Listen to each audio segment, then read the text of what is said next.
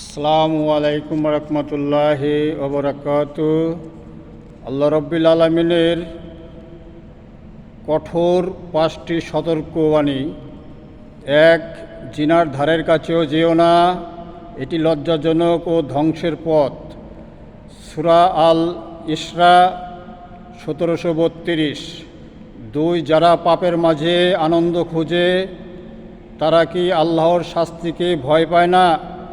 সূরা আল আনাম 649।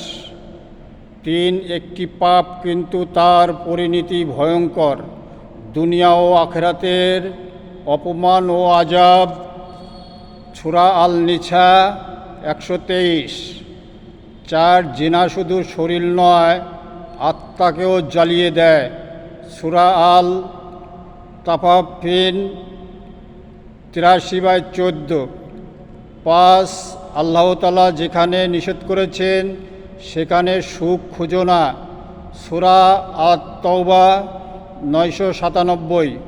আমাদের সবাইকে আল্লাহ যেন সঠিক পথে চলার এবং বোঝার তৌফিক দান করেন, আমিন।